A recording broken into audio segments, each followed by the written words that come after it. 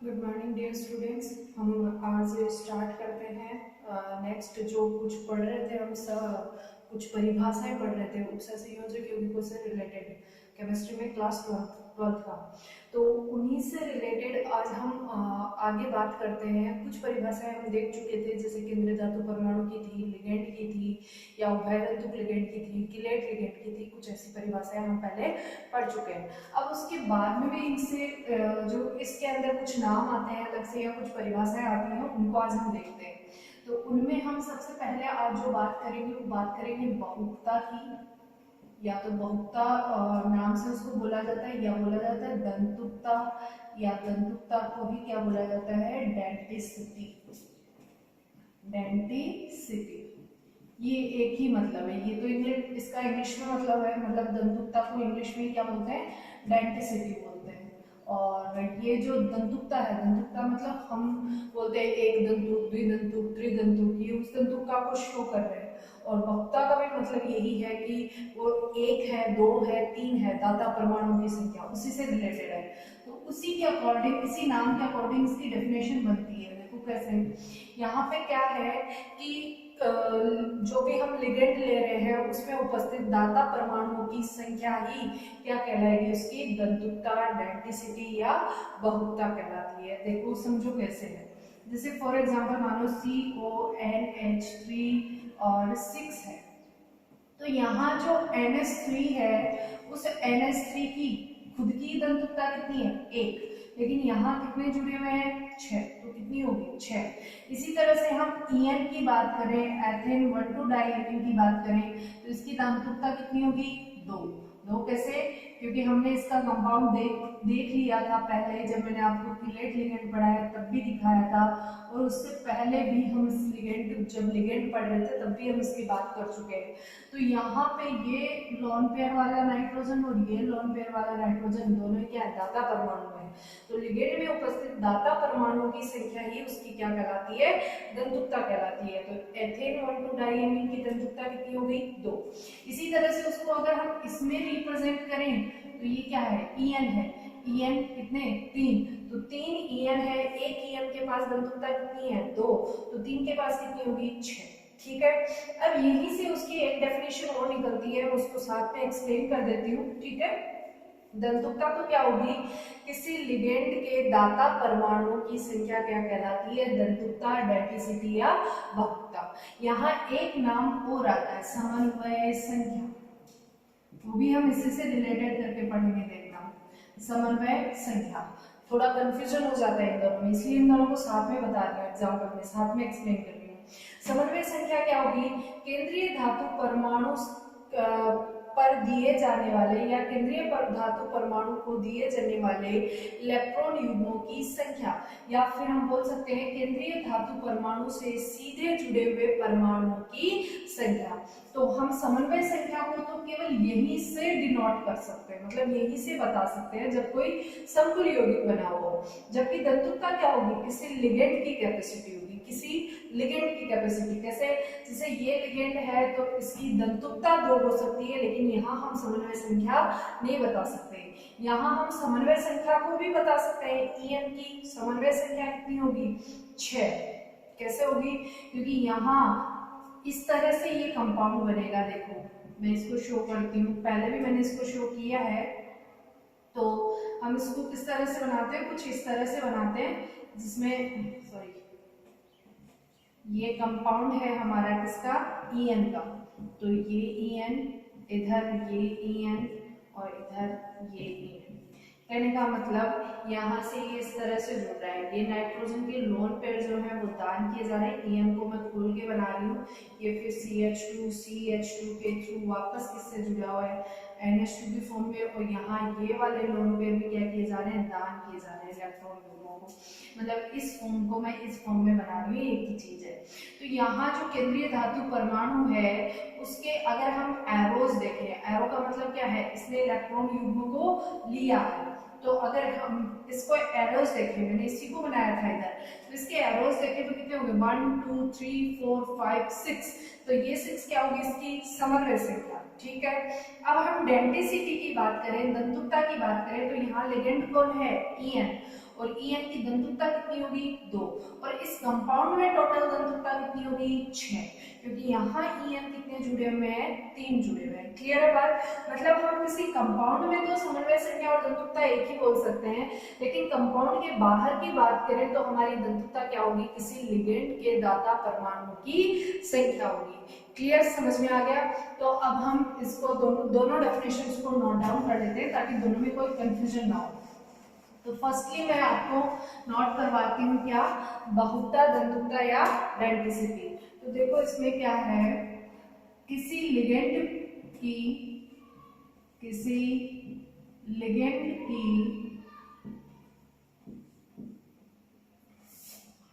दाता परमाणुओं की संख्या,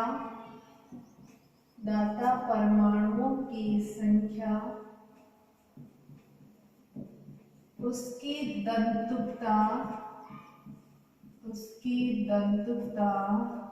या बहुता कहलाती है। ठीक है, नेक्स्ट हमारी डेफिनेशन आती है इसकी समन्वय संख्या की।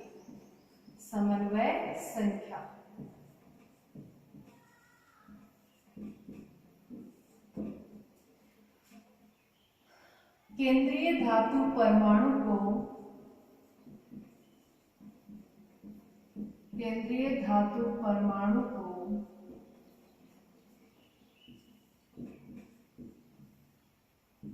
लिगेंड द्वारा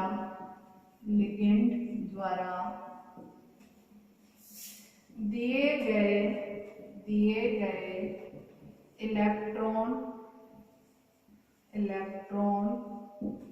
युग्मों की संख्या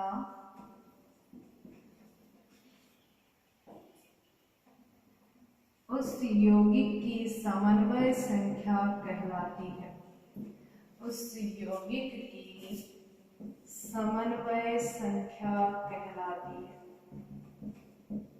ठीक है, संख्या कहलाती है। दोनों में एग्जांपल्स लिख लेते हैं। जैसे मैं यहाँ एग्जांपल लिखूं क्या, En लिगेंड की दंतुकता, En का मतलब हम पहले लिख चुके हैं थे 1,2-डाइएमीन, तो En सीधा लिख लेते हैं आप, ज्यादा उसमें कोई प्रॉब्लम नहीं होगी। En लिगेंड की दंतुकता कितनी होती है, 2 होती है।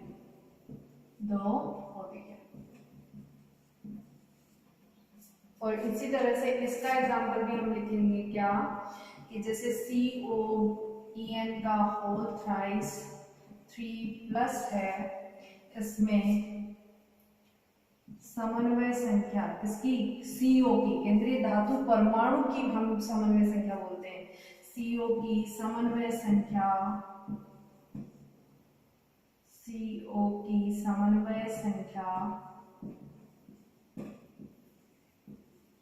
6 है, क्योंकि En कितने जुड़े हुए हैं 3, और एक En कितने इलेक्ट्रॉन युग्म दान करता है 2, तो टोटल कितने हो गए 6। उसके बाद नेक्स्ट डेफिनेशन जो आती है वो आती है समन्वय सत्ता की। तो हम सबसे पहले बात कर लेते हैं समन्वय सत्ता या समन्वय मंडल क्या होगा। मैंने स्टार्टिंग में जब उपसंयोजक यौगिक या संकुल यौगिक को लिखा था तब एक बार बताया भी था, यहाँ पे एक संकुल यौगिक बना हुआ भी है, हम उसी से डेफिनेशन निकाल लेते हैं। ये हमारा केंद्रीय धातु परमाणु है और ये हमारा क्या है, लिगेंड है। ठीक है, इन दोनों को हम एक साथ किसमें लिखते हैं, बंधन में, मतलब यहाँ पे जो शो कर रहे हैं वो बॉन्डिंग में शो कर रहे हैं इसको।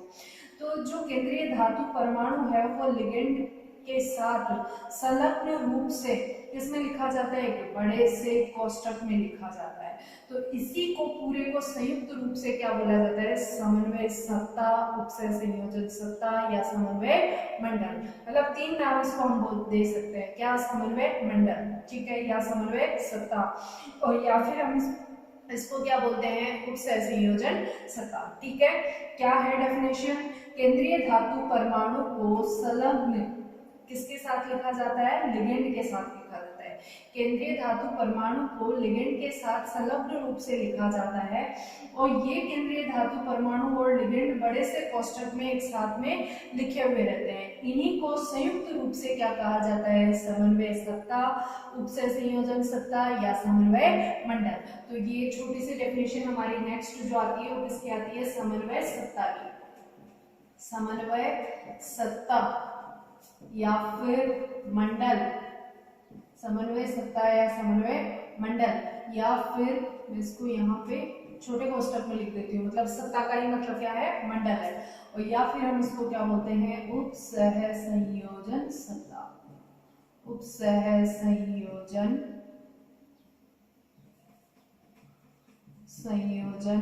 सत्ता।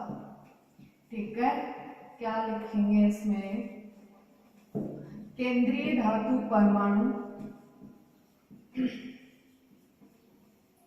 केंद्रीय धातु परमाणु एवं लिगेंड को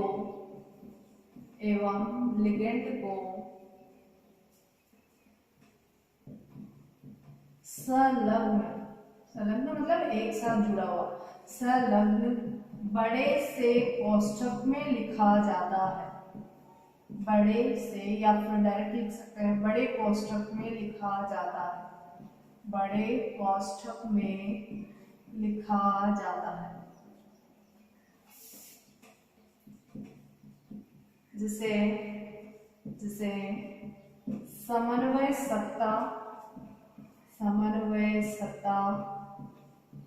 या समन्वय मंडल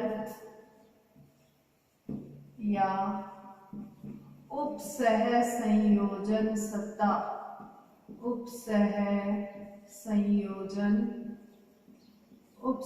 संयोजन सत्ता कहा जाता है।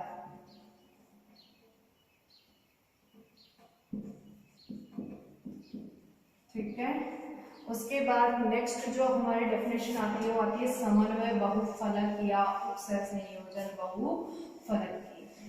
तो हमारी नेक्स्ट डेफिनेशन हम लिखते हैं इसकी, उपसह संयोजन या समन्वय बहुफलक की।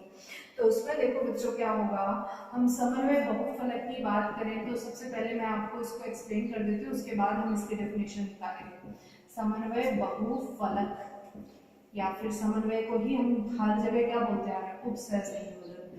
तो उपसह संयोजन बहुफलक, बहुफलक का मतलब है जिसको हम फलकों में शो कर सके। फलक समझते हो ना, जैसे अगर किसी क्यूब की बात करें तो उसकी ये, जैसे मान लो ये इस तरह से क्यूब है, ये डस्टर की तरफ फॉर्म में मान लो ये क्यूब है, तो ये इसका फलक है, ये इसका फलक है, ये इसका फलक है, ये इसका फलक है।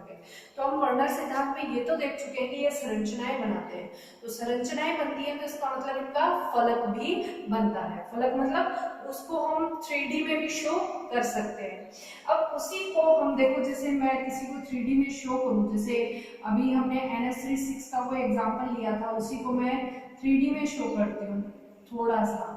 NH3, ये NH3 और फिर यहाँ पे हम देखें तो ये इधर NH3 और इधर NH3, 6 NH3 होते हैं ना, तो ये NH3 और ये भी NH3, और यहाँ पे बड़े से कोष्ठक में इधर बाहर क्या लगाते हैं, हम 3+ लगाते हैं। ठीक है, तो यहाँ हमने क्या किया है, इसको किस तरह से शो किया है, केंद्रीय धातु परमाणु और लिगेंड को हम कंप्लीटली त्रिविमीय विन्यास में शो नहीं कर रहे हैं, पर फिर भी इसको किस फॉर्म में दर्शा रहे हैं, त्रिविमीय विन्यास में दर्शा रहे हैं। उसको हम त्रिविमीय विन्यास में दर्शा रहे हैं, कहने का मतलब यहाँ पे हम इसको कंप्लीटली त्रिविमीय विन्यास में दर्शाएं तो यहाँ ये हो सकता है, जैसे पीछे की तरफ है उनको हम कुछ इस तरह से रिप्रेजेंट कर सकते हैं। ठीक है, और जो इस तरफ है उसको इस तरह से रिप्रेजेंट कर सकते हैं। ठीक है, और ये हमारे सामने की तरफ है, इनको हम इस तरह से रिप्रेजेंट कर सकते हैं। या फिर मैं किसी चतुष्फलकीय संरचना की बात करूँ, मान लो PtCl4 है, तो PtCl4 को हम कुछ इस तरह से रिप्रेजेंट कर सकते हैं, ये Cl, ये Cl, ये Cl, ये Cl, तो यहाँ पे ये किसमें होगा, वर्ग समतलीय संरचना में होगा, तो इसको इस तरह से रिप्रेजेंट किया जा सकता है। इसी तरह से मानो कोई और कंपाउंड है, जैसे हम मान के चल सकते हैं इसमें NiCl4 है, तो NiCN4 है, तो उसको हम कुछ इस तरह से, अगर किसी संरचना को हमें किसमें रिप्रेजेंट करना है, चतुष्फलकीय में, उसमें चतुष्फलकीय संरचना में रिप्रेजेंट करना है, तो हम उसको इस तरह से रिप्रेजेंट करते हैं। बात समझ में आ रही है? यहाँ डॉटेड लाइन, सिंपल लाइन और डार्क लाइन, ये जो है वो डार्क लाइन है, जो मैंने इससे ट्रायंगल सा बनाया ना हर जगह पे, वो क्या है, डार्क लाइन है। तो यहाँ पे 3 लाइन शो होती हैं, एक सिंपल लाइन होती है और एक डार्क लाइन होती है, एक डॉटेड लाइन होती है। ये क्या होता है, इसका त्रिविमीय विन्यास होता है। अगर हम इसके एग्जांपल्स नहीं मान के चले, सिर्फ इस तरह से माने, संरचनाओं में इसको डिफाइन करें, तो संरचनाएं क्या होंगी, वर्ग समतलीय, अष्टफलकीय और चतुष्फलकीय। सिंपल संरचनाएं हमारी ये होंगी। और इन संरचनाओं में हमें ये दर्शाया जाएगा कि ये जो है वो तो जिस कंपाउंड को हमने रखा है, जिस प्लेन में रखा है, उसी प्लेन में है, एक ऊपर की तरफ बॉन्डिंग और एक नीचे की तरफ बॉन्डिंग है। और यहाँ पे जो डार्कर लाइन है वो सामने जिस तरफ से हम देख रहे हैं उस तरफ की बॉन्डिंग है, मतलब वो हमारी तरफ बॉन्डिंग वाला पार्ट है।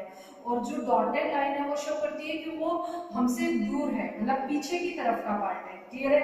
जैसे यहाँ पे भी माने तो ये तो ऊपर और नीचे हो गए, ये हमारी तरफ के पार्ट हो गए और ये कहाँ के पार्ट हो गए, पीछे के पार्ट हो गए। इसी तरह से इसकी माने तो ये क्या हो गया, पूरा का पूरा प्लेन में हो गया, इधर इधर इधर और इधर, हम उसी प्लेन में क्या कर रहे हैं, इसकी बात कर रहे हैं, एक सेम प्लेन में, मतलब ना वो आगे की तरफ है ना वो पीछे की तरफ है। तो इस तरह से इनका जो क्या किया जाता है, त्रिविमीय विन्यास में इनको अरेंज किया जाता है, व्यवस्थित किया जाता है। किस किस को, केंद्रीय धातु, परमाणु और लिगेंड को किसमें लिखते हैं, त्रिविमीय विन्यास में। तो उसी त्रिविमीय विन्यास में व्यवस्थित करना या प्रदर्शित करना क्या कहलाता है, समन्वय बहुफलक या उपसय संयोजन बहुफलक। क्लियर है? मेरी बात समझ में आ गई होगी तुम लोगों को कि क्या है। सिंपल सी बात है जनरली कि किसी भी केंद्रीय धातु, परमाणु और उससे जुड़े हुए लिगेंड को त्रिविमीय व्यवस्था में या त्रिविमीय विन्यास में व्यवस्थित करना ही क्या कहलाता है, समन्वय बहुफलक या उपसय संयोजन बहुफलक कहलाता है। या प्रदर्शित करना ही क्या कहलाता है, समन्वय बहुफलक या उपसय संयोजन बहुफलक कहलाता है। क्लियर है? तो मैं इसकी डेफिनेशन लिख देती हूँ। ये हमारे सिंपल से मैंने ऐसे ही शो करके दर्शाया, हमें एग्जाम्पल्स नहीं लिखने इसमें। क्लियर है? ये इसलिए था ताकि तुम लोगों को समझ में आ जाए बहुफलक है क्या यहाँ पे। तो यहाँ पर हम इसकी डेफिनेशन लिखेंगे तो क्या लिखेंगे, केंद्रीय धातु परमाणु, केंद्रीय धातु परमाणु, केंद्रीय धातु परमाणु एवं केंद्रीय धातु परमाणु एवं लिगेंड को संयुक्त रूप से त्रिविमीय विन्यास में व्यवस्थित करना ही उपसय संयोजन बहुफलक या समन्वय बहुफलक कहलाता है, समन्वय बहुफलक कहलाता है।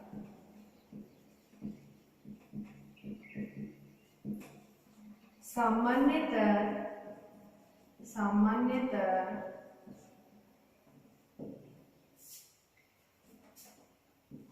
उपसह संयोजक यौगिक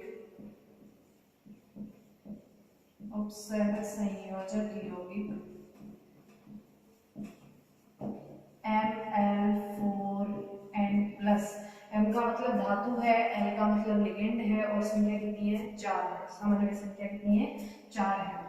में चतुष्फलकीय, मतलब इस तरह का कंपाउंड होगा तो चतुष्फलकीय या वर्ग समतलीय समन्वय बहुफलक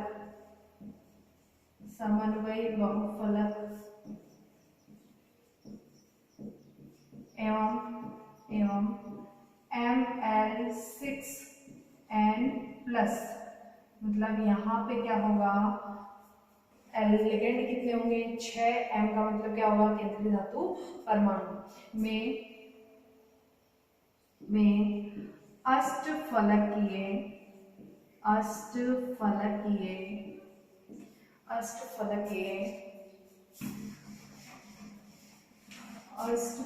समन्वय बहुफलक बनाते हैं। ठीक है, समन्वय बहुफलक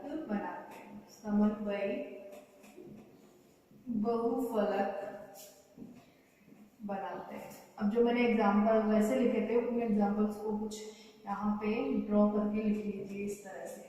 अगर हम Ml4 की बात करें तो वो इस तरह से हो सकता है, जिसको हम बोलेंगे वर्ग समतलीय।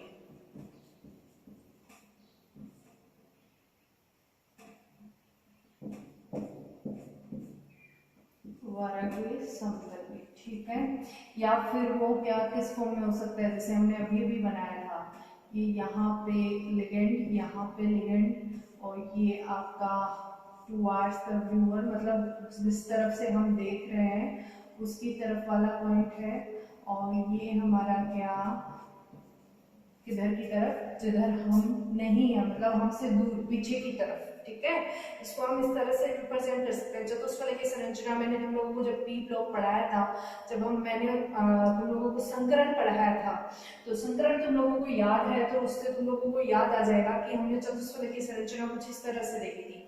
ये हमारा एक बॉन्ड, फिर ये एक बॉन्ड, फिर एक बॉन्ड आगे की तरफ आपकी तरफ, तो ये जो डार्कर बना है वो आपकी तरफ वाले पार्ट को शो कर रहा है, और एक बॉन्ड किसकी तरफ, पीछे की तरफ। तो जो ये डॉटेड है वो किसको शो कर रहा है, पीछे की तरफ वाले बॉन्ड को शो कर रहा है। तो इस तरह से वो Ml4 में कौन सी संरचना बना सकते हैं, चतुष्फलकीय, और एक संरचना हमारी क्या बनेगी, अष्टफलकीय। तो वो अष्टफलकीय की कुछ इस तरह से हो सकती है, ये लिगेंड, इधर भी लिगेंड, और ये डार्कर में आपका लिगेंड, और इधर भी डार्कर में क्या होगा, लिगेंड होगा।